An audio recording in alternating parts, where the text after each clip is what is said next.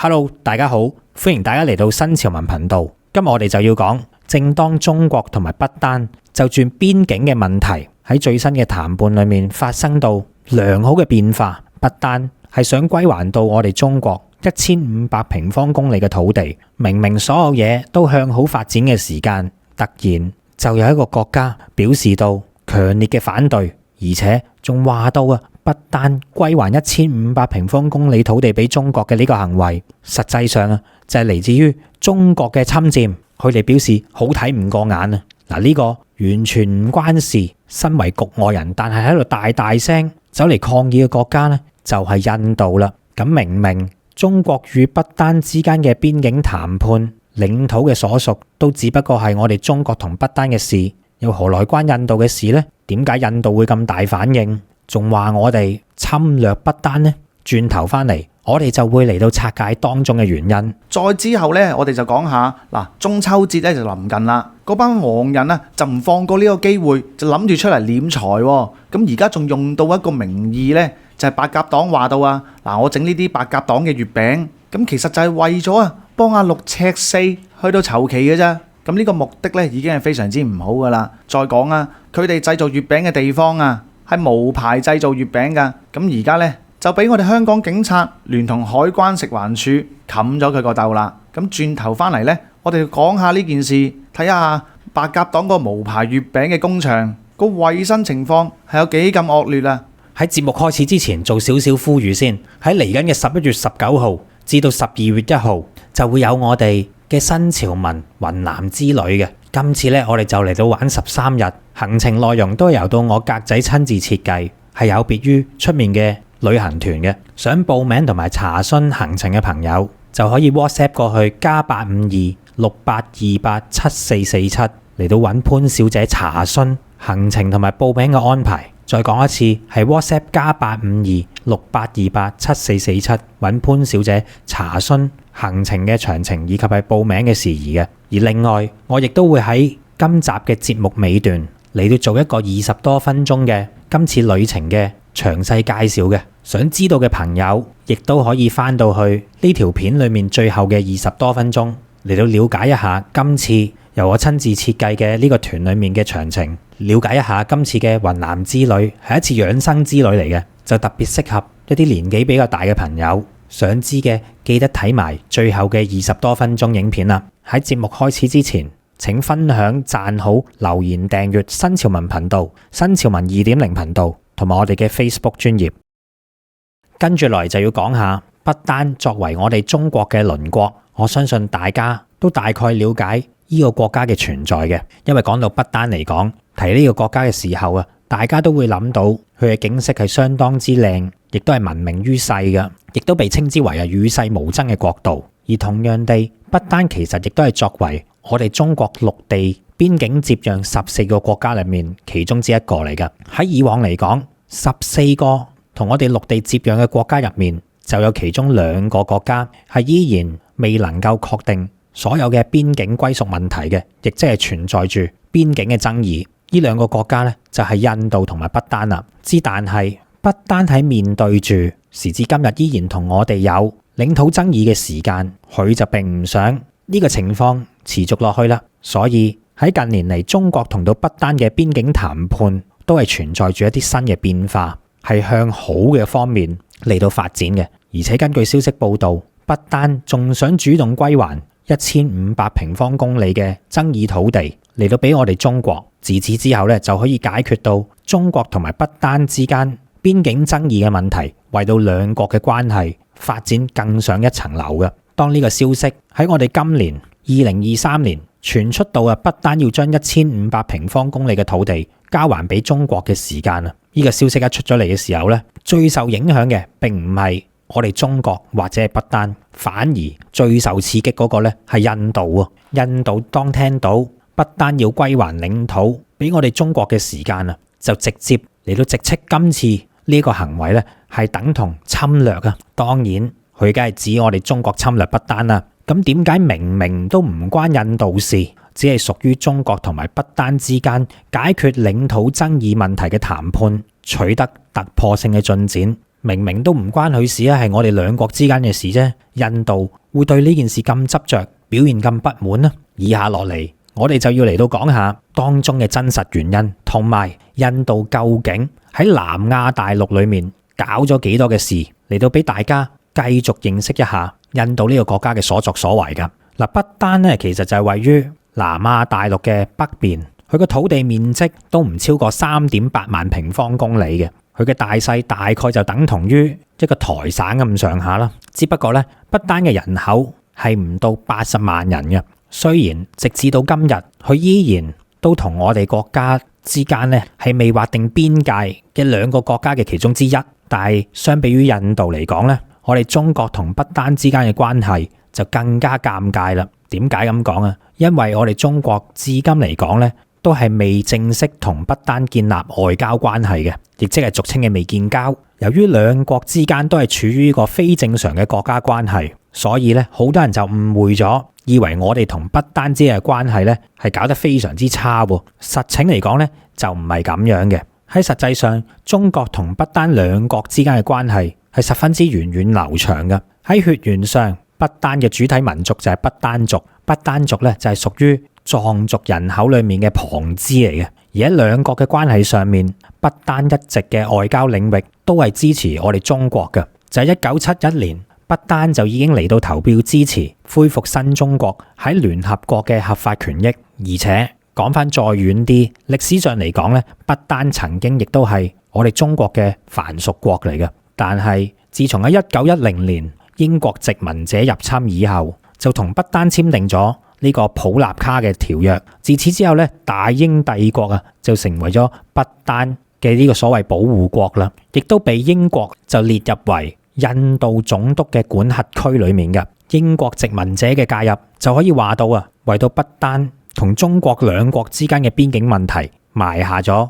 今時今日嘅禍根。從地理角度睇啊，不丹咧就好似夾喺我哋中國同埋印度之間。不丹嘅南邊就同印度相連嘅，但係不丹嘅東邊、西邊以及係北邊三個方向都係同我哋中國接壤嘅。嗱，歷史上嚟講咧，雖然中國同不丹兩個國家之間就冇就住邊界呢一樣嘢咧嚟到去簽約劃線，因為喺以前封建嘅年代咧，只不過係以傳統意義上嚟到劃取邊界嘅啫。咁究竟傳統意義上嘅不丹同埋中國係以咩為界嘅呢？答案就係啊，我哋兩個國家之間咧就以喜馬拉雅山山脈為到作界嘅，就21分作5，一人一邊。北邊嘅咧就係中國嘅範圍，南邊嘅喜馬拉雅山咧就係呢個不丹嘅範圍啦。傳統嚟講，大家兩國之間咧都相處十分之和平嘅，但自從英國人嘅介入，就令到兩國喺邊界嘅問題上面逐漸發生咗分歧啦。造成咁樣嘅原因就係因為都係英國人、英國殖民者嘅一貫策略啦。呢啲咁嘅西方殖民者咧，亦都會惡意咁樣啦嚟到作出所謂嘅勘探以及係繪測地圖嘅。咁當然啦，喺繪測呢啲地圖嘅時間咧，就會依照住佢哋自己嘅角度，將嗰啲乜線乜線啊亂畫一通。其實就係啊，趁住我哋國家喺當陣時局勢混亂之際，就嚟到乘機侵佔，一嘢啊就喺幅地圖嗰度畫咗相當大嘅面積，就包含到自己嘅範圍入面，變相侵佔我國國土嘅。咁樣嘅禍根，亦都啊為到我國同不丹之間留下咗多塊爭議嘅領土。實質上嚟講，中國同不丹之間嘅邊境嘅實質控制區咧，可以話到係犬牙交錯。有陣時雙方之間兩國嘅邊民喺放牧嘅時候咧，都會觸發到一啲邊界嘅摩擦嘅。但係畢竟中國同不丹之間嘅關係咧都係友好嘅，所以為咗終止呢啲永無止境嘅邊境衝突，雙方之間咧其實亦都好願意主動解決問題嘅。就係1984年，中國同不丹兩個國家咧就開始舉辦咗呢個邊境會談。時至到今日，兩國咧已經進行咗20多輪嘅會談啦。雖然直到而家都仲未徹底解決中國同不丹之間嘅邊境糾紛，但係呢一樣嘢唔能夠怪不丹嘅。點解咁講呢？因為佢都係身不由己嘅，造成至今依然未解決問題嘅。當中最居功至偉嘅，當然就係不斷影響住喺背後搞事嘅印度啦。不不丹嘅學者咧就曾經咁樣形容自己嘅處境，佢哋就話到不丹呢個國家咧就好似夾喺兩塊巨石之中嘅一塊薯仔咁樣啊，用到咁樣嘅形容詞嚟到比喻不丹嘅處境嘅，亦即係當兩國相爭嘅時間，好有機會夾喺兩塊巨石之間嘅呢塊薯仔咧，一夾就會散，脆弱不堪咁嘅意思。所以事實上嚟講，中國同不丹兩國之間嘅邊境問題，至今都仍然未解決，甚至乎係不丹至今都未同我哋中國正式建交。其實所有嘅呢啲嘢咧，都係拜印度佬所賜嘅啫。因為喺英國殖民地時代，不丹就受到印度總督嘅管轄嘅。當英國人離開咗南亞大陸之後，成功擊退咗英國殖民者嘅印度，佢哋呢啲印度人呢，就竟然冇去到反思以前英國統治者嘅錯，反而就嚟到繼承到英國所遺留落嚟嘅前進政策同埋霸權思想。由於英國喺殖民年代嘅時間喺南亞大陸都可以話到係統一天下噶啦，由而家嘅巴基斯坦去到印度，再去到孟加拉、尼泊爾，差唔多整片嘅南亞大陸，其實都係喺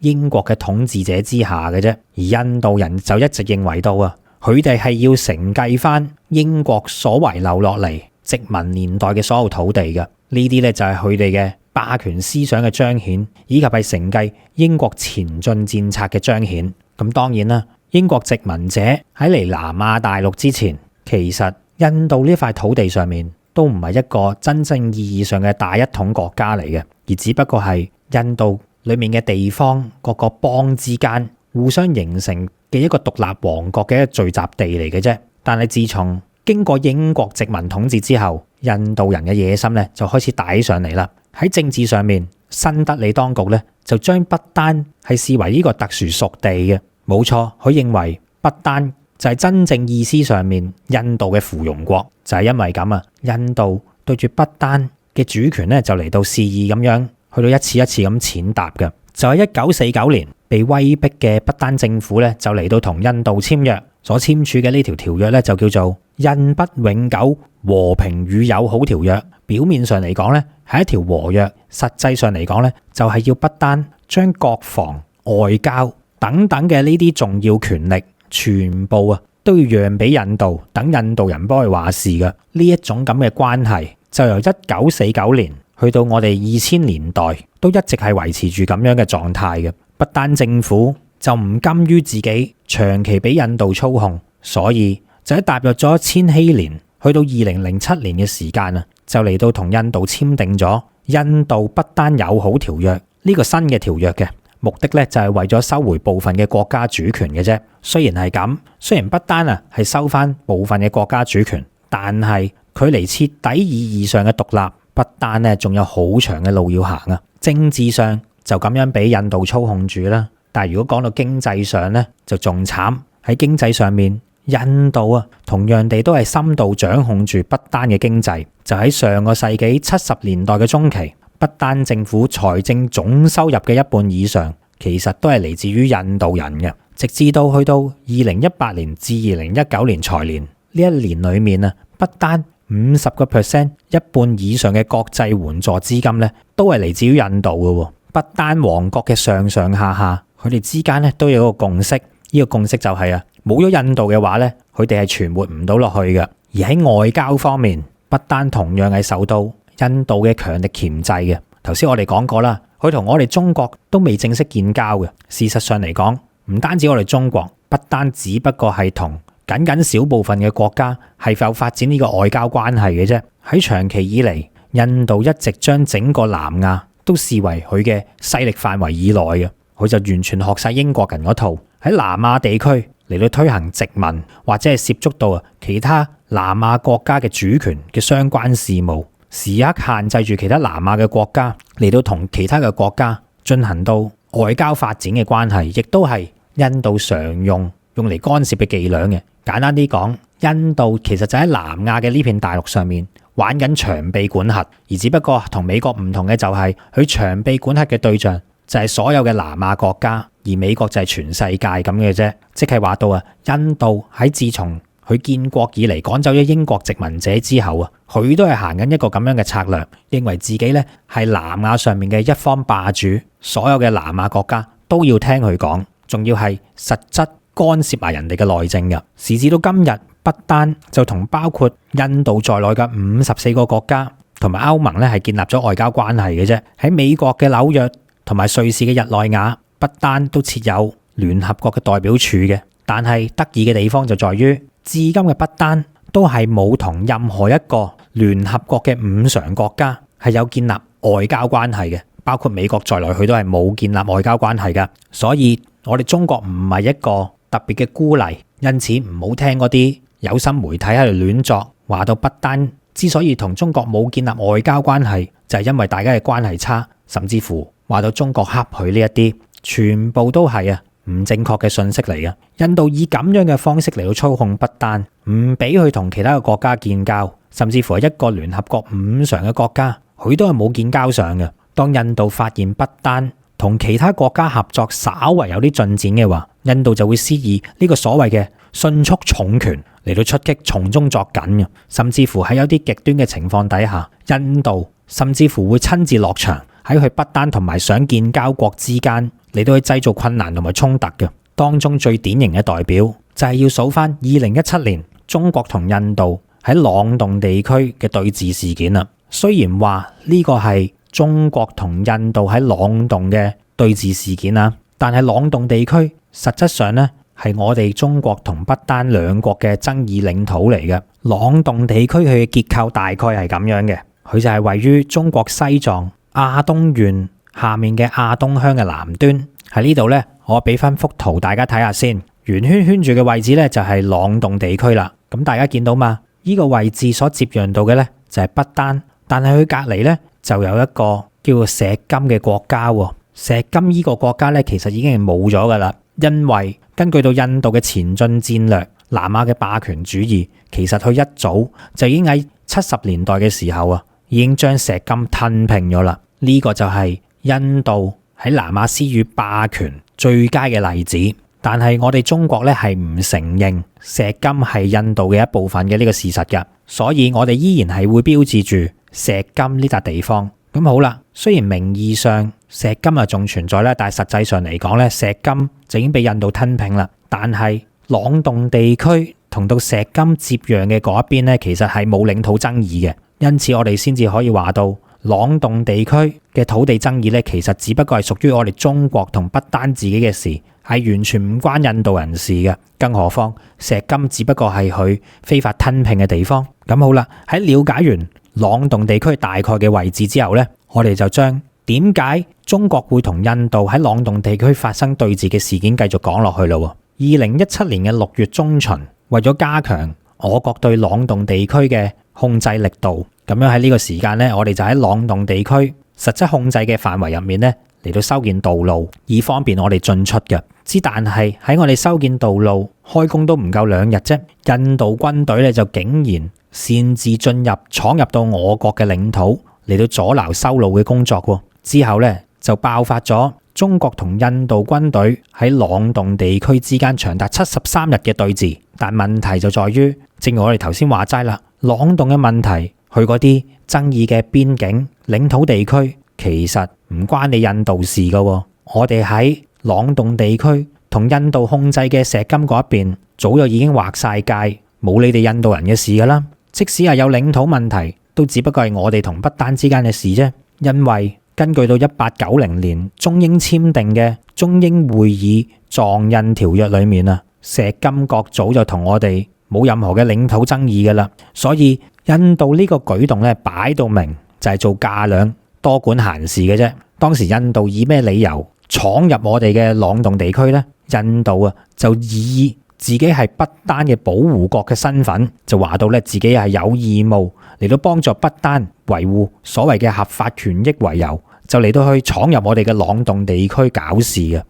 你印度都學人保護人啊，你顧掂你自己仲好過啦。不過佢哋就唔係咁諗嘅，佢哋認為自己實力強大，都可以睇得出呢啲印度人嘅本性啦。嗱，成件事喺朗洞對峙入面最值得注意嘅就係咧，作為真真正正嘅事件當事人，不丹政府咧就喺經過咗對峙14日2個禮拜之後，不丹政府咧就發表咗一篇不痛不癢嘅聲明，就希望咧中國同埋印度嘅對峙事件能夠和平解決嘅。嗱，你話幾搞笑呢？聲明裡面就講到啊，喺中國同不丹邊境敲定之前，中印雙方都唔好啊嚟到擅自改變邊境嘅現況啦。就由到當時國不丹竟然要做翻和事佬轉頭嚟到勸印度收手，你話係幾咁諷刺呢？亦都可以睇得出啊，印度嘅狼子野心究竟係想點？嗱，其實中印嘅朗洞對峙事件入面呢，表面上就係印度擔心我哋所修建嘅基礎設施、所修建嘅道路就會侵害到啊不丹喺朗洞嘅領土或者係權益嘅。咁當然印度就唔係咁諗啦，真正嘅原因就係新德里當局其實對我哋中國加強邊境控制係十分之忌憚嘅。有以下嘅呢啲原因，我哋去翻另外一幅圖先。嗱，呢幅圖呢，我哋陣間會解釋下點解印度咁敏感。喺我哋中國位於朗洞地區修路嘅時間，其實真真正正觸發咗印度咁敏感嘅神經，就係因為朗洞地區係十分之接近印度嘅西里古里走廊嘅。點解西里古里走廊係印度最敏感嘅地方呢？我哋睇翻幅地圖，圖中就見到喺尼泊爾與孟加拉之間紅色箭嘴指住嗰個位置，就係西里古里走廊啦。大家可以見到印度從東邊以及係西邊之間呢，就仿似係俾尼泊爾同孟加拉隔絕咗，呈現住咁樣嘅態勢嘅。而兩個地方之間嘅最窄之處，其實咧就有個窿仔嘅。呢個窿仔咧就係我哋紅色箭嘴指住嘅西里古里走廊啦。有人就形容到呢個地方咧就係印度最脆弱嘅地方，因為西里古里走廊佢嘅闊度都不足20公里。一旦西里古里走廊係被封上嘅話，咁樣就等同於隔絕印度東邊同埋西邊印度大陸之間嘅聯繫。從此印度嘅東邊咧就會成為獨立王國，而同西邊嘅印度大陸完全斷絕關係噶啦。就係因為咁，印度一直咧都單方面認為到，如果中國想害印度嘅話，就一定會喺西里古里走廊嗰度落手噶。然之後咧就非常之單方面，好似妄想發作咁樣啊，就認為中國喺朗洞地區修建公路就係針對住呢一樣嘢而嚟嘅。咁我哋睇翻朗洞地區嘅位置先。嗱，朗洞地區咧就係頭先雖然有一幅圖我哋都指到佢嘅位置啦，但係我哋如果放大翻嘅話咧，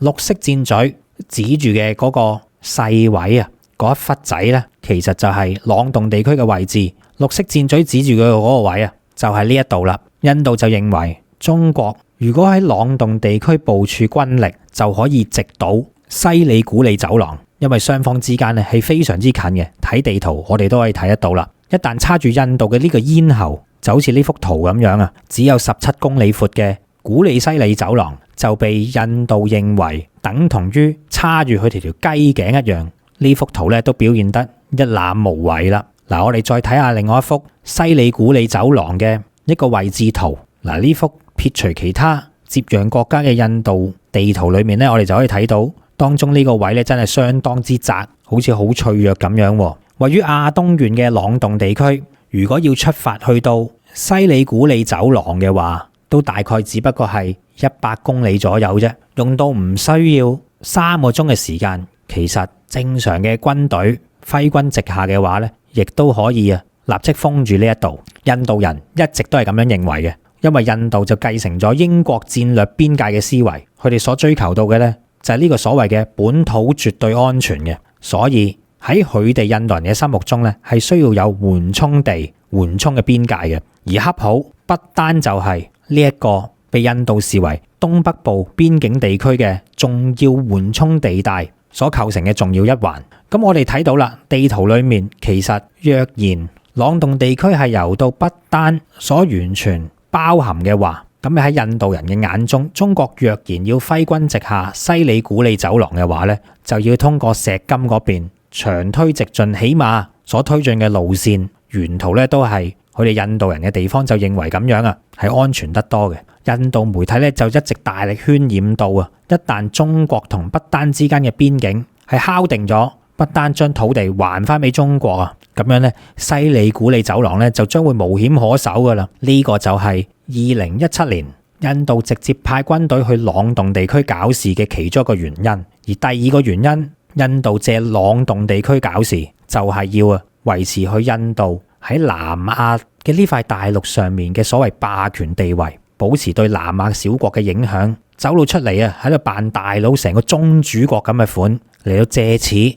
下聲威聲望，嚟加強對好似不丹呢啲南亞小國嘅控制能力嘅。咁樣作為兩塊巨石夾住之間嘅薯仔，印度為咗確保佢自己所謂嘅國家安全，就一直對不丹進行全方位嘅控制，嚟到 keep 好呢一塊所謂防範中國嘅緩衝區嘅。咁如果要咁做嘅時間，要持續對不丹進行全方位嘅控制，咁樣喺朗洞地區刻意製造衝突，為到不丹同中國之間嘅關係挑撥離間，就可以阻擋住中國同不丹之間嘅建交關係，為佢添上麻煩。咁樣亦都可以變相嚟講咧，令到不丹對印度自己更加依賴。呢個咧就係印度揮軍朗洞地區搞事嘅第二個原因啦。所以喺得知到不丹要將喜馬拉雅山裏面嘅庫拉江若峰、麥拉山口以及係寧瑪等等嘅地區要還翻俾我哋中國嘅時間，就有咗我哋今次嘅呢個標題。印度媒體大力譴責我哋中國嚟到侵佔不丹嘅領土，有咗個咁樣嘅講法。其實本質上就係印度人仲想借住呢個事件嚟到挑撥中國同不丹之間嘅關係。嗱，頭先我哋就講到不丹對於印度嘅顧忌都唔係今時今日噶啦，長期以嚟都係俾印度喺層層嘅阻擊之下，甚至乎連佢嘅主權事務、外交關係，要同邊個建交、同邊個做朋友都要管埋噶嘛，亦都係所謂以不丹嘅保護國自居嘅。咁既然喺咁樣嘅重重包圍底下，不丹都慣咗，亦都唔夠膽反抗，咁點解去到今時今日，不丹唔聽呢個印度話呢？亦都係有啲咩嘢嘅因素，俾到不丹好似食咗炮子膽咁樣嚟到主動想飛起印度呢？佢有冇咁嘅實力呢？其實一切嘅原因令到不丹咁決意，冒住咁大嘅風險，都要同我哋中國建交，就係因為不丹人喺我哋中國嘅身上睇到嚟自於新時代嘅希望。長期以嚟，因為地緣嘅問題嘅關係，不丹冇辦法啦，都要一直執行住親印度嘅政策嘅。無論喺政治、經濟、外交上面，都極度依賴印度。咁但係有好多人就話到啦，既然不丹三面都係環繞住我哋中國嘅，只有南邊係同印度接壤嘅啫，點解不丹唔一早接近我哋中國？親近我哋中國，反而要接近印度呢？其實呢啲嘢全部都同地理有關係嘅。嗱，雖然從一幅平面地圖上面，我哋就只係睇到頭先我哋所講到不丹三邊都係黐住我哋中國，一面黐住印度嘅呢個關係啦。但係如果我哋睇翻一幅立體嘅地圖，咁大家咧就會知道個中嘅原因係點解噶啦。從呢幅比較立體嘅圖，我哋就可以睇到不丹面對住印度嘅方向。印度嘅土地咧係一馬平川，自然地印度要接觸不丹係相對較容易嘅。相反，位於我哋中國西藏接壤不丹嘅地區咧，中間就好似我頭先咁講啦，係隔住全世界最高嘅山峰喜馬拉雅山嘅。而與此同時，位於不丹嘅東部，呢幅圖嘅右手邊，藏南嘅地區雖然係同不丹接壤，但係現時藏南地區係實質俾印度佔領住嘅。因此喺咁樣嘅情形底下，即使東邊、北邊以及係西邊同我哋接壤嘅洞朗地區，都係處於一啲地形險峻嘅位置，以及係俾印度實質佔領住嘅位置嚟嘅，所以就造成咗不丹同我哋中國之間嘅聯繫，長期以嚟就係因為呢啲地緣嘅原因而造成雙方之間比較疏離。但係相反，不丹就同印度之間咧係無險作為障礙嘅，所以喺印度不斷壓迫不丹之際不丹就唯有一直只係執行住親印度嘅政策，被逼喺政治同埋經濟外交上面依賴印度嘅。所以有時我哋睇地圖嘅話咧，亦都要研究埋當中嘅地形。好多時地理環境嘅決定，往往就係一個國家人民文化以及係政治歷史以及係決策方面造成到決定性因素嘅最重要原因嚟嘅。不過即使係咁樣，有呢啲改變唔到嘅地理環境因素，但係就有一件事情令到不丹人改變咗長期依賴印度嘅呢個想法，佢哋唔諗住再躺平啦。呢件事改變咗不丹人嘅諗法嘅，就係發生喺1975年嘅一件事情嚟嘅。1975年嘅時候，印度就趁住頭先我哋所提及到嘅錫金國內亂之際，就竟然直接將錫金國吞併咗嘅。呢件事就令到不丹產生咗巨大嘅危機感，同不丹一樣，之前印度亦都曾經以錫金嘅保護國嚟到自居嘅，點知保護下就竟然連人哋嘅國家都吞併埋。呢啲唔知係咪真係叫做最終嘅保護呢？不丹人亦都害怕到自己嘅國家有一日係會步錫金國嘅下場，有一日都會因為印度嘅吞併，從此不丹就會消失喺呢個世界。由於錫金國佢嘅面積比起不丹國嚟講咧係仲細嘅，所以印度咧亦都係比較容易吞併。而至今我哋中國咧依然係唔承認印度係擁有錫金國嘅呢個事實嘅。自從不丹人親眼見到呢一幕之後，自此不丹咧就決定唔再坐以待斃啦。亦都喺嗰陣時開始不丹就嚟到開始積極融入呢個世界，擴大自己嘅外交接觸層面，並且開始積極咁樣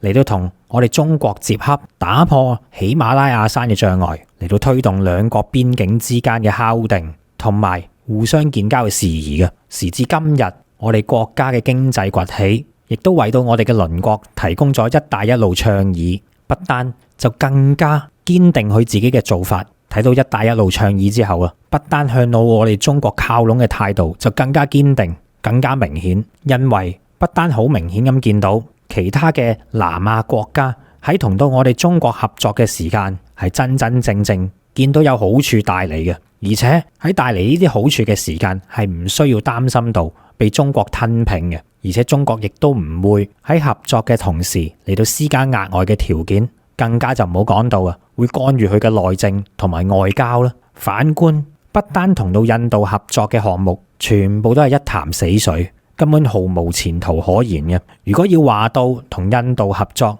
不丹就見到佢真係有咁嘅能力嘅話，印度自己嘅基礎設施都起碼自己顧掂咗自己先啦，連自己都未顧掂，邊有能力嚟到支援不丹嘅建設呢？仲有嘅就係喺近年嚟，我哋西藏地區喺青藏高原裏面嘅鐵路同埋公路網絡，亦都已經完善發展起嚟啦。以往嚟講，不丹就算想靠攏我國，但係得個想字都冇用。除咗有喜馬拉雅山嘅阻隔之外，即使俾佢成功翻越到喜馬拉雅山嚟到對面我哋中國西藏嘅高原入面都冇用，因為從前嘅西藏自己都係一個交通落後、近乎冇公路以及係鐵路嘅一個地方嚟嘅。但係今時唔同往日啦，不單眼見我哋西藏嘅基礎設施起得咁好嘅時間，就認為到如果可以駁通到同我哋青藏高原嘅鐵路同埋公路網絡，咁樣佢就可以完全擺脫對印度交通嘅依賴，咁樣借住到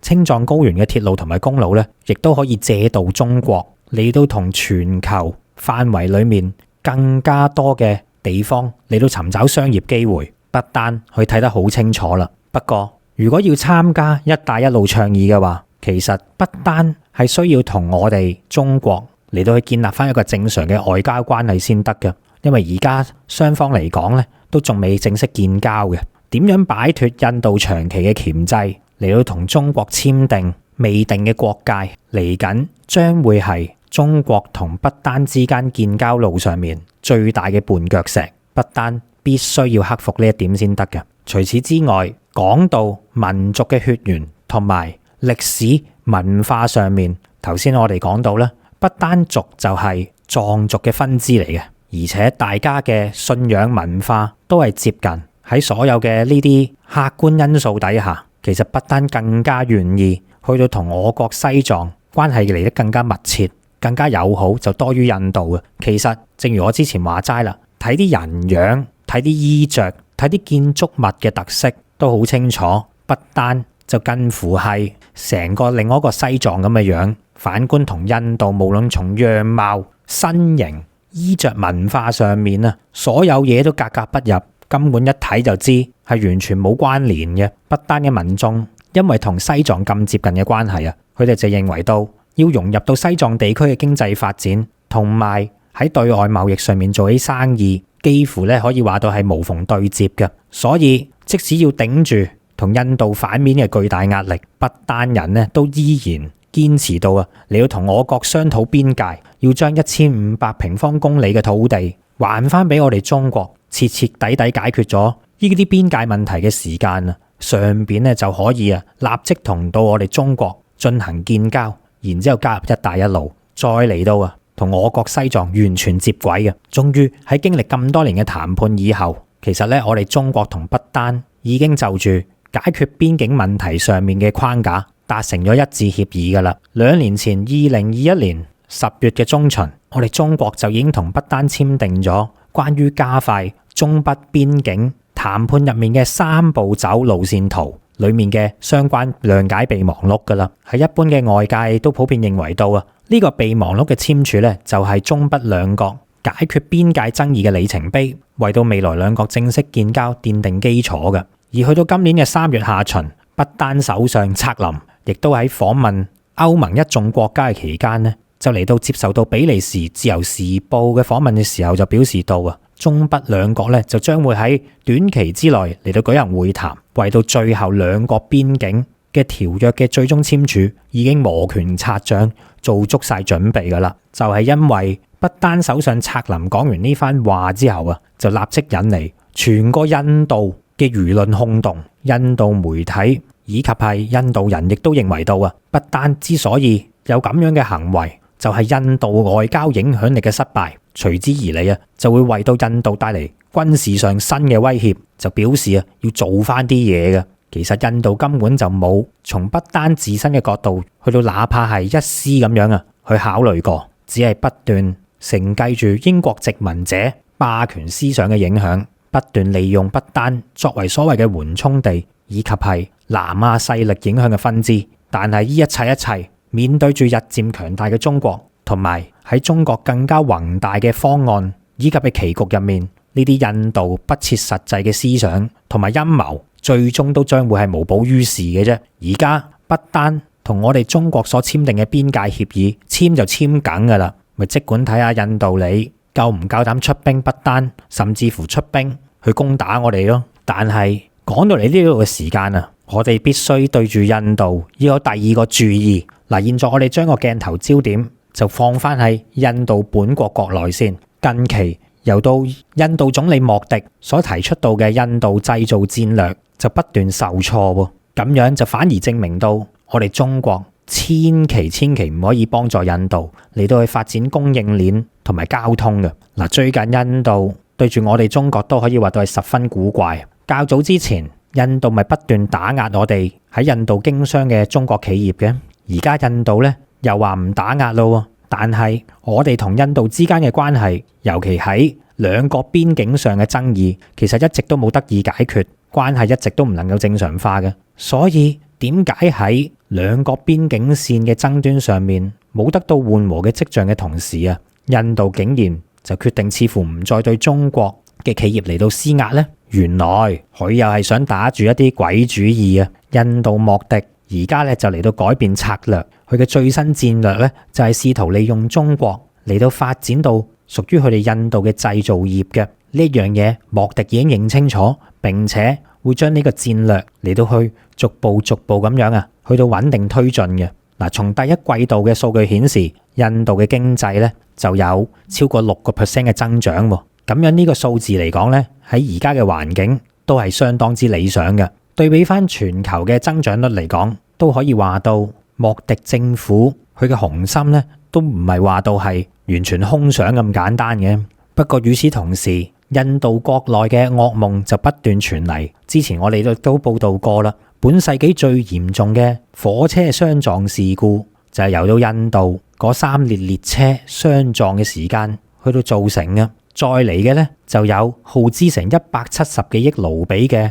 跨恒河大橋喺起緊途中嘅時間啊，又再度突然倒塌喎。咁就已經證明咗印度嘅發展所面臨嘅問題係非常之突出嘅。印度要發展現代化嘅基建，降低交通成本係佢嘅必經之路嚟嘅。但係偏偏印度搞基建嘅能力咁差，搞乜冧乜嘅時間啊，啲火車又完全唔掂，所以回過頭睇翻起上嚟，之前我哋中國企業咧仲想嚟到參與印度人嘅基建項目嘅，例如起高鐵咁樣啊。好彩印度一直排斥我哋中國企業嚟到參與高鐵嘅興建項目，變相嚟講咧，其實回過頭睇啊，對於我哋中國嚟講都係一件好事嚟嘅，起碼至少我哋唔會好似走去參與印度高鐵建設嘅日本企業咁樣，俾印度跣到佢攤攤腰、遙遙無期嘅呢啲項目啊，搞到日本仔咧都血本無歸啦。但係我哋更加需要注意嘅就係莫迪政府，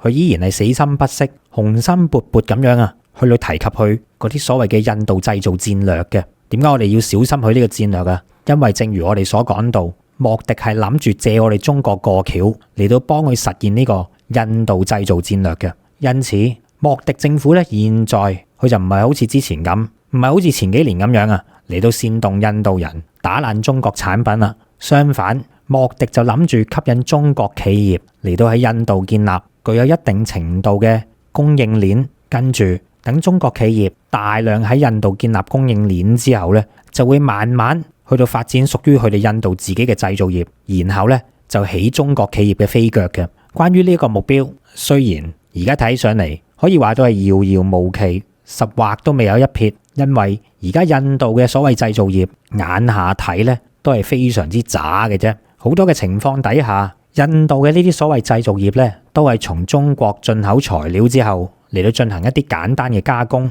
比如就係話到啊，莫迪政府為咗推動印度本地嘅玩具產業嘅發展，就將進口嘅關稅由20% 一次過提高到70%。咁樣喺外來嘅玩具產品都因為關稅大幅提高，從而令到產品價格大幅提升，缺乏競爭力嘅情形底下，其實咧就等同逼走嗰啲由外資生產嘅玩具，佢哋嘅產品嚟到去咁樣變相直接去到推動佢哋本土嘅玩具製造產業嘅。嗱，印度咧就係透過類似啲咁嘅方式逼走咗啲外國品牌之後咧，印度人就會從中國裡面去到引進一啲集成電路啊、LED 等等嘅呢啲原材料，都係由到中國買入嘅。然之後咧就好似砌積木咁樣，將呢啲由中國所進口到嘅材料砌埋一嚿咧，就話係印度製造噶啦。大家就會見到呢個就係莫迪政府推動到所謂嘅印度製造大概嗰個模樣啦。印度越係發展屬於佢所謂嘅製造業，就會越依賴中國嘅供應鏈。印度就喺2022年全年裡面啊，就由中國進口咗價值1020億美元嘅呢個進口數額嘅，咁樣就充分體現咗印度喺供應鏈上面嘅問題咧，係嚴重依賴中國嘅呢個事實嘅。印度政府一邊就通過貿易壁壘逼走外資，另外一邊咧就嚟到扶持佢國內嘅製造業，一邊通過財政激勵同埋補貼嚟到企圖想發展啊，好似係電子或者係汽車等等嘅呢啲高端製造業，而另外一邊廂咧又係咁問中國入原材料同埋零部件喎。其實佢最終嘅目的就係要嚟到啊，代替中國喺全球產業鏈之中嘅地位，自己咧就想做呢個世界工廠啊。不過想就還想啫，就等同印度人以為自己係南亞一哥，學足英國喺殖民者年代嘅時間，要伸展到自己嘅影響力一模一樣啊！全部都係得個以為嘅啫。印度由資本投資、土地、電力成本，甚至係交通物流嘅運輸成本都高於其他國家嘅。再加上佢嘅人口平均受教育水平十分之低，國民嘅職業技能嘅欠缺，所有以上加埋嘅因素，都係對印度想成為世界工廠以及係發展製造業所帶到嚟非常之不利嘅因素。再加上我哋之前有一集都講過啦，印度出晒名糟糕嘅營商環境，嗰啲政府嘅政策朝令夕改，而且喺佢嘅聯邦制情形底下，就導致到印度各個邦之間，即係佢哋啲省啊或者叫地區之間嘅管理問題就出現咗好大嘅隱憂。每個地方每個邦之間咧都係各自為政嘅，而且行政嘅效率低下，再加上印度政府經常都以國家安全為理由嚟到喺稅務審查等等利用到嘅呢啲藉口裏面啊，就對外資企業進行各種各樣嘅限制，又慳嗰啲外資企業，要掠佢哋嘅錢。即使係賺咗錢都好，喺佢哋印度所賺翻嚟嘅錢，嗰啲外企基本上係帶唔走嘅，就焗住要留喺印度嗰度。咁樣喺呢啲嘅情形底下，嗰啲跨國企業一係就俾印度政府慳到輸晒錢，一係咧就俾印度政府以各種唔同嘅理由嚟查稅啊、審查啊，結果咧就公然搶錢嘅。再唔係剩翻落嚟嗰啲都叫賺到下錢嗰啲啦，又以各種嘅理由扣住佢哋賺到嘅錢，唔俾佢哋帶走。所以提到起印度嘅時間啊，嗰啲跨國企業咧都唔願多提，感到好失望嘅。嗱，因此喺印度嚟講，仲有好多呢一啲頑固嘅因素，係令佢好難代替到中國嘅。不過即使牌面低都好，我哋千祈唔能夠忽視，印度始終都係擁有而家人口最大嘅呢個數量，佢已經成為咗人口第一國家嘅呢個事實。佢係享盡人口紅利，同埋享盡到佢哋自己國內龐大嘅市場嘅。如果有呢兩個因素嘅話，我哋咧就唔能夠睇小佢。所以喺咁樣嘅情形底下，我哋千祈唔好做嗰個能夠幫到印度喺利用到我哋中國所提供到嘅一啲原材料企業進駐嘅情形底下咧，嚟到幫佢真係自己建立到屬於佢哋自己嘅供應鏈。如果俾佢哋自己建立到屬於佢哋自己供應鏈嘅時候啦，咁我哋就會面臨好大嘅挑戰噶啦。始終嚟講，印度都一直認為自己係一個強國，佢係有抱住製造業大國嘅抱負嘅。千祈唔好因為佢嘅牌面係比起我哋中國差嘅時間而低估咗佢，俾佢有機可乘。我哋中國嘅企業一定要認清楚以下嘅幾點。第一，千祈唔能夠嚟到變相培育嗰個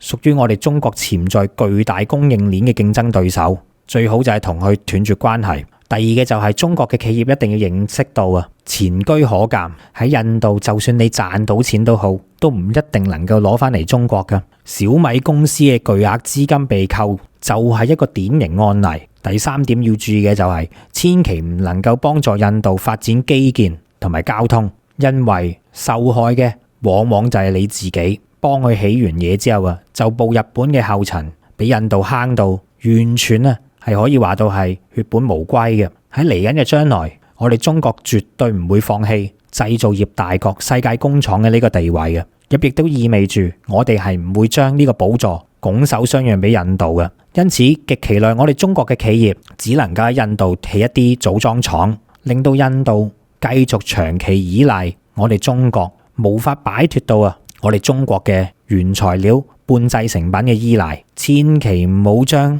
自己核心嘅生產線供應鏈擺喺印度啊！如果唔係，唔單止違背咗我哋中國嘅大戰略方向，連你自己咧都係會最終成為嗰個受害者嘅啫。嗱，雖然我哋中國咧從來都唔將印度當係競爭對手，但係我哋都要小心行事，盡量係避免培育出一個競爭對手出嚟。尤其呢個競爭對手係人口全球第一嘅國家，我哋一定要時刻保持足夠嘅警惕，嚟到警惕到印度嘅雄心同埋策略嘅。希望透過呢一集就更加讓大家了解到印度佢嘅本性啦。聽到嚟呢個時間，我相信大家都會更加了解到印度嘅嗰份自大以及係膨脹造成咁樣嘅原因噶啦。再之後我哋就講下中秋節咧就臨近啦。咁咧民主黨白鴿黨計佢上年咧就已經想搞一啲咧無牌嘅月餅就攞去賣，咁就俾人揭發咗噶嘛。今年白鴿黨又想重施故技喎。唔知係咪賣月餅真係咁好揾呢？據資料所顯示到白鴿黨佢哋位於火炭嘅坳背灣街一個叫做威力工業中心入面呢，就有一個單位，就係一個咧製造食物嘅工場嚟嘅。咁呢個食物工場呢，係一個無牌工場嚟噶。而家香港警察聯同海關聯同食環署3個部門呢，就一齊執法，就已經上去冚咗呢個白鴿黨嘅無牌工場兜噶啦。咁叫得做無牌工場嘅話，佢嘅衛生環境係非常之惡劣噶。咁仲要製造食物喎，咁啲食材都唔方靚啦。而呢個食物工場最主要製造出嚟嘅食物就係月餅。咁月餅係需要用到蓮蓉同埋鹹蛋黃噶嘛。咁呢啲咁樣嘅材料呢，其實喺呢個食物工場裏面呢，佢哋係通處放噶。而且呢啲原材料嘅來歷呢，亦都係不明不白。而佢哋白鴿黨上年就已經係因為咧製作一啲無牌嘅月餅就俾人冚過竇噶啦。而佢每次要製造呢啲咁嘅月餅出嚟嘅時候呢，佢都會話到啊，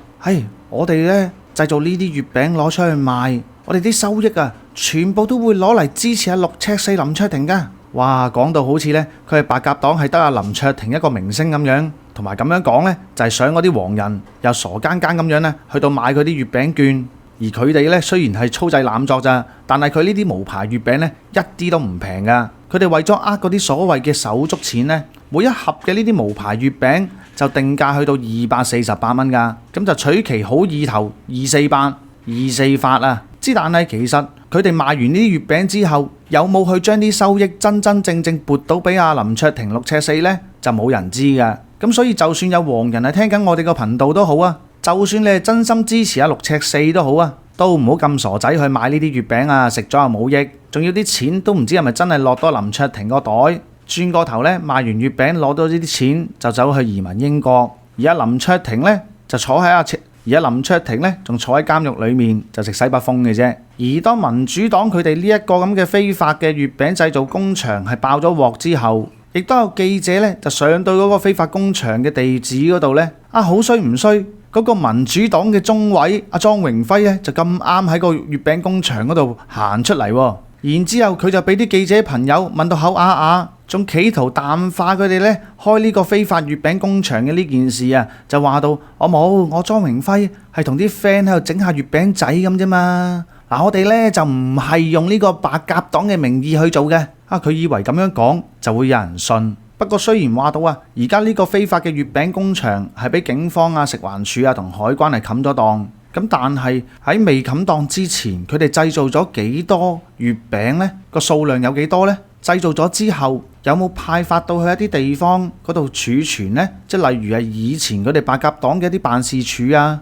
又或者一啲黃人嘅組織團體或者一啲黃店啊。如果係咁樣嘅話呢，咁呢個食品安全嘅問題真係非常之嚴重啊！大家買月餅嘅時候就一定要睇清楚賣月餅嘅嗰間鋪頭究竟係唔係黃店啊！因為除咗白鴿黨，其實仲有好多嘅黃人，佢哋會成立一啲呢非法嘅月餅工場，就企圖透過呢啲節慶日呢就嚟到賺一筆嘅。咁但係呢啲咁樣嘅非法月餅工場有無牌經營，裡面嘅食品用咗一啲乜嘢嘅材料，大家又唔知道。而工場裡面嘅保鮮設備或者係製造月餅嘅食物設備又非常之簡陋。咁一旦唔覺意食咗呢啲黃人月餅嘅話，整壞咗自己嘅身體，咁真係得不償失啦。咁所以就算大家出去買月餅，真係要睇清楚啊。咁收月餅都係啦。如果有啲年青人無啦啦送盒月餅俾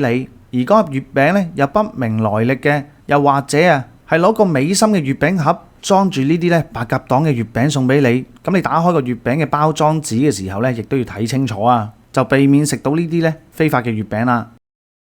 喺節目完結之前，而家就由到我格仔嚟到去介紹一下今次為期13天嘅新潮文雲南養生之旅嘅行程嘅。首先我哋就會由香港出發，經深圳灣乘坐我哋嘅包車前往深圳嘅寶安機場嘅。喺坐2個多鐘頭飛機以後呢，就會抵達雲南嘅首府昆明噶啦。到埗以後呢，我哋就會即晚去到感受一下昆明市繁華嘅一面，為到我哋嘅旅程熱一熱身，去到當地著名嘅南屏步行街嗰度 shopping 完之後呢，晚上再食一個豐富嘅晚餐，然後為到旅程嘅開始作好準備嘅。去到第2天嘅時間，就會由昆明乘搭高鐵嚟到去到著名嘅麗江，當地有一個叫做虎跳峽嘅世界著名景區，佢係以極大嘅落差而聞名於全世界嘅。虎跳峽分上中下3段，之所以佢咁出名，就係因為峽谷中間呢，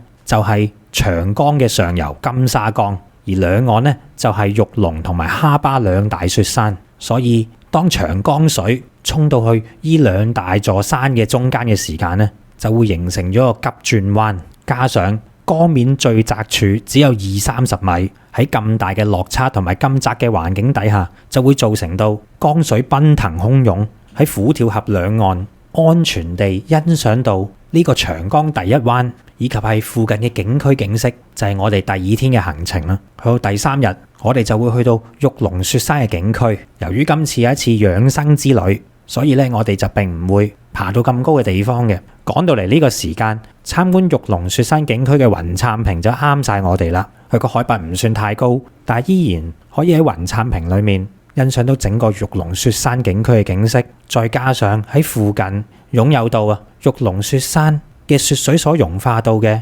藍月谷，池水清澈見底，而且帶有一股夢幻般嘅藍色，係非常之震撼眼球嘅。喺佢嘅附近亦都有東方棉花堡之稱嘅白水台，睇過白水台嘅朋友從此就唔需要遠赴歐洲土耳其嚟到欣賞類似嘅地貌，因為我哋中國嘅呢個白水台比起土耳其棉花堡係更加有過之而無不及咁靚嘅。之後呢，我哋亦都會去到金海寺，同埋如果大家有留意我哋影片嘅話，經常咧都會睇到個背景係熟口熟面嘅。呢一個我哋新潮文經常都用到嘅背景呢，就係呢個黑龍潭公園。今次咧我哋亦都會去到當地參觀嘅，俾得我哋成日攞嚟做背景。當然佢景色係有翻咁上下靚，所以我哋先會採用啦。之後去到第3日麗江嘅晚上，我哋就會欣賞到呢個麗江千古情嘅大型歌舞表演嘅。有別於一般嘅大型歌舞表演，佢係將高科技手段融合喺現代以及係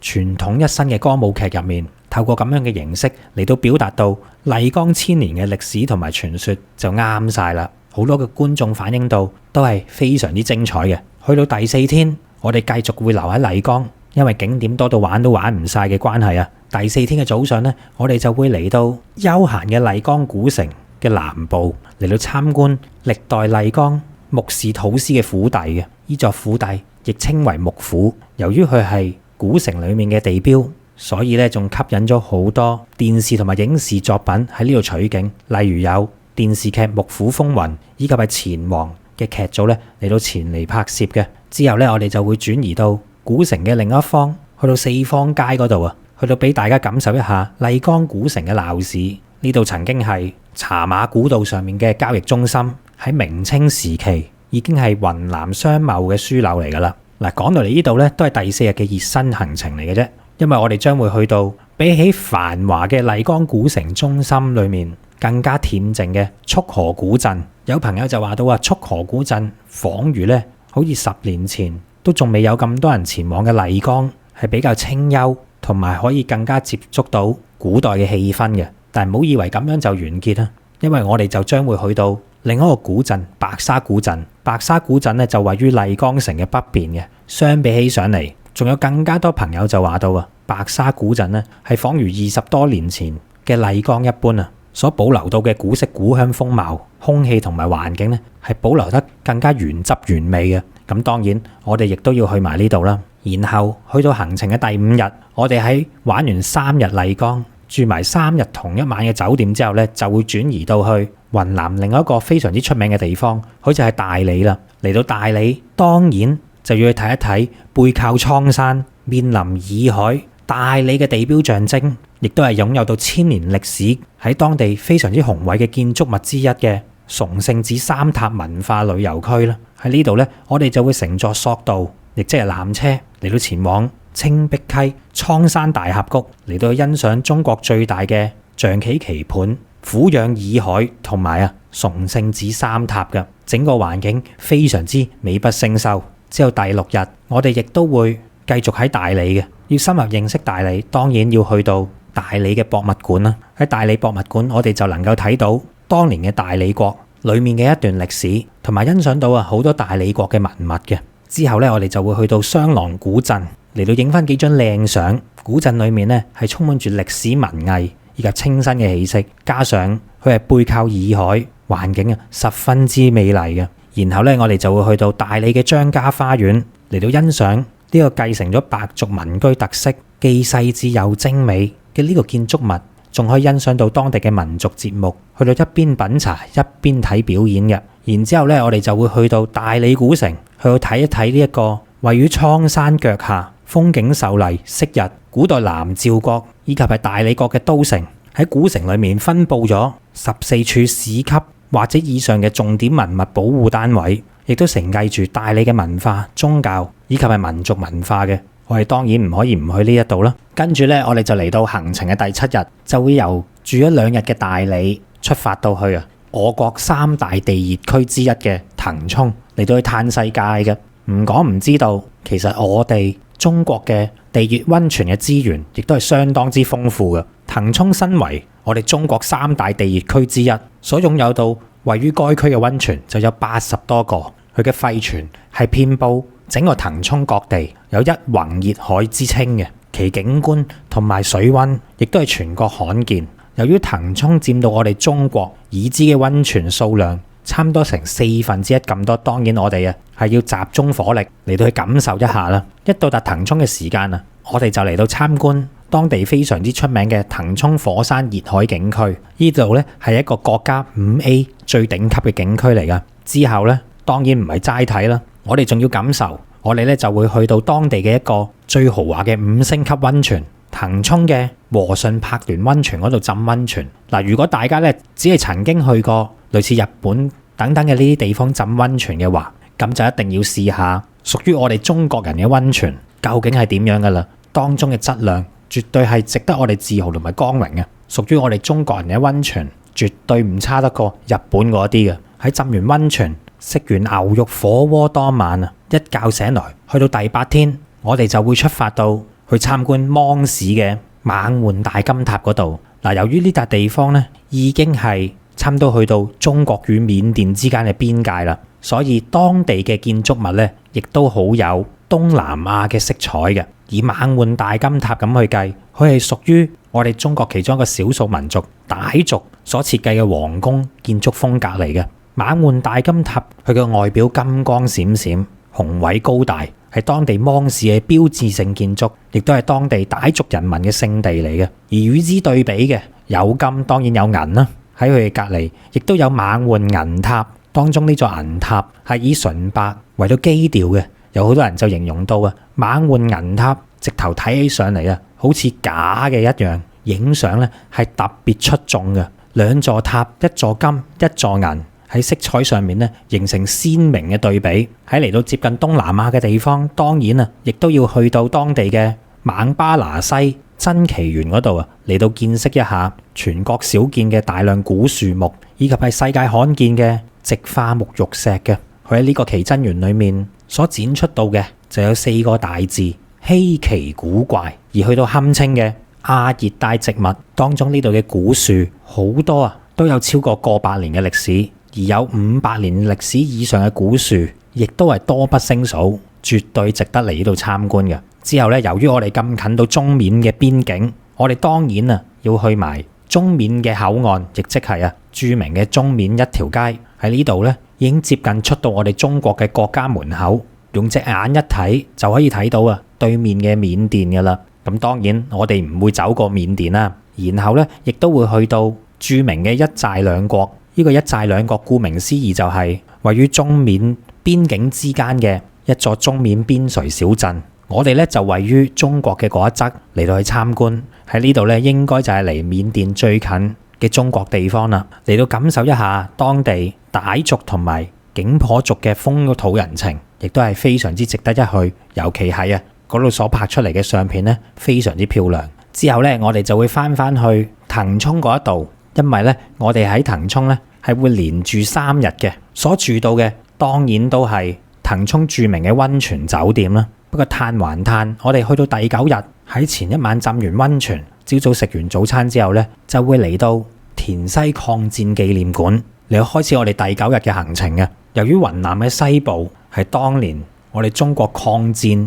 戰爭嘅重要組成部分，好著名嘅緬甸至雲南嘅補給線，亦都係非常之近我哋今次要去嘅呢個地方嘅。田西抗戰紀念館所展示到嘅咧，就包含到抗戰後方、禦敵前線以及係怒江對峙等等嘅部分嘅展品咧，就係以抗戰嘅實物為主，包括圖片、文字以及係影像嘅資料。去到今時今日，我哋絕對要毋忘歷史。睇完之後亦都會令到我哋感到十分之震撼嘅。喺參觀完田西抗戰紀念館，當然就要去到佢隔離嘅國殤墓園嗰度，去到向墓園裏面所長眠住當年抗日嘅遠征軍嘅幾千個英靈。呢度係為咗紀念中國遠征軍第20集團軍所陣亡嘅將士而修建而成嘅，亦都係全國有名嘅抗日烈士陵園。再之後呢，我哋就會去到和順古鎮。和順古鎮係茶馬古道嘅重鎮，亦都係西南絲綢之路嘅必經之地嚟嘅。佢環山而建，我哋當然唔可以錯過啦。嗱，之後嘅嗰一個景點呢，就係專為到11月同埋12月出發嘅朋友，你哋好彩啦，因為個季節啱晒啊！所講到嘅呢個景點呢，就係每逢喺金秋時分，就會變到金光燦爛嘅世界一般嘅銀杏村。喺11、2月呢個時間，銀杏村佢就會變到喺我哋嘅視野範圍裏面，全部都係金黃色。呢種詩情畫意般嘅感覺呢，係絕對值得我哋感受嘅。其後我哋就會再去到騰衝當地另一個著名嘅5星級溫泉嚟到去浸溫泉嘅。嚟得騰衝當然係要享受晒去嗰啲最頂級最正嘅溫泉啦。我哋咧就會去到月莊溫泉，又或者係荷花溫泉嗰度，呢啲當地著名嘅5星級溫泉，去到感受屬於我哋中國大地帶俾到我哋嘅禮物嘅。然之後咧就去到第10天嘅旅程啦。喺連住3日騰衝嘅溫泉酒店之後啊，我哋既可以喺出面浸一啲5星級溫泉，又可以翻去酒店住嘅時間咧，浸到酒店入面嘅溫泉，咁嘆之後啊，都好唔捨得離開啦。但係第10日咧，我哋就會由騰衝呢一個溫泉之鄉咧，就會去到寶山市嗰邊嚟到再搭列車前往呢個昆明嘅，翻去昆明啦。從前嚟講，我哋絕對唔可以選擇呢條路線噶，因為要由騰衝去寶山，再翻去昆明咧，最近咧都只有唯有去大理嗰度搭列車翻去昆明嘅啫。但現在已經唔同晒啦，由於中國同緬甸嘅大通道建設獲得重大嘅進展，因此寶山至到昆明段嘅高鐵咧，就喺前1年正式就嚟到建造完成嘅。呢一段亦都係中緬鐵路裡面嘅其中一段，大理至寶山段嘅。我哋而家咧就新鮮滾熱辣，喺中緬鐵路呢一段其中一段落成嘅時間咧，我哋就有機會感受到位於鄰國同我哋中國接壤嘅高鐵列車服務究竟係點樣噶咯？亦即係話到咧，我哋係可以喺翻去昆明嘅呢段路裡面感受一下中緬鐵路嘅其中一段嘅。而翻到去昆明嘅時間咧，我哋亦都會去到昆明老街。昆明老街嘅建築群入面比較古老嘅，都有成900年嘅歷史啦。喺呢啲建築裏面都承載住昆明呢座城市大量嘅記憶同埋故事。作為雲南嘅首府昆明，我哋當然唔可以只當佢係一個中途站或者一個轉駁站。有別於一啲傳統嘅玩法，我哋當然係要深度了解到昆明美麗同埋歷史嘅一面啦。而去到第11日，如果我哋要深入認識同埋了解到雲南呢個咁特別嘅地方，當然我哋首選嘅就會去到雲南嘅博物館。雲南博物館作為一個省級博物館，佢裡面嘅藏館展品既有規模級數，又有當地雲南嘅特色，係其他博物館所睇唔到嘅。如果要了解晒整個雲南嘅歷史同埋珍藏，嚟到雲南博物館就啱晒啦。再之後呢，我哋就會去到中國近代史上其中一所著名嘅軍事院校陸軍講武堂嗰度參觀嘅。陸軍講武堂原本就係清朝為咗編練新式陸軍、加強邊防而設嘅一所軍事學校嚟嘅。後到尾就同位於天津嘅講武堂、奉天嘅講武堂並稱為中國3大嘅講武堂。之後呢，我哋就會去到昆明市內著名嘅翠湖公園。嗱，由於我哋出發嘅日期係11月以及係12月呢個時間嘅，所以咧我哋就好彩啦。除咗頭先講到睇到銀杏村裡面金光閃閃之外，另一個當造嘅時間就係因為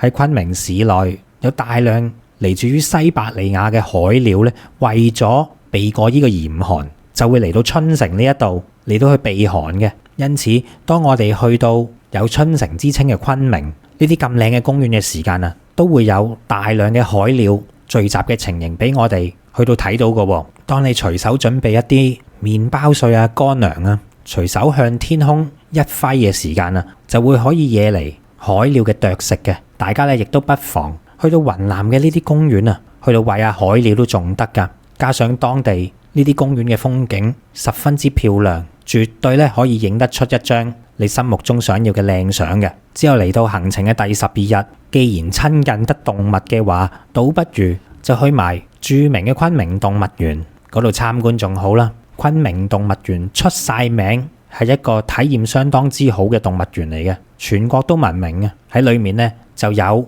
雲南嘅野生亞洲象，當然亦都唔少得作為鎮館之寶嘅大熊貓啦。喺園內面各式其式嘅動物都可以去到近距離進行互動，甚至乎係觸摸嘅。然後我哋亦都會去到另一個昆明市內著名嘅公園海壩公園嘅。再之後咧就會感受一下昆明當地嘅一個5星級溫泉益豪城堡溫泉，嚟到放鬆一下，感受下啲豪氣嘅。嗱，因為去到之後嘅第13日，我哋咧就準備翻香港啦。不過喺臨翻去之前，第13日嘅行程亦都安排到大家去到參觀全亞洲最大嘅花卉交易市場斗南國際花卉市場。呢一個令你瞬間置身於一片花海，有紅色、黃色、白色、藍色、紫色各種顏色，包含到玫瑰、向日葵、康乃馨、菊花等等多種唔同嘅花於一身嘅花卉市場，係全亞洲最大嘅花卉交易市場。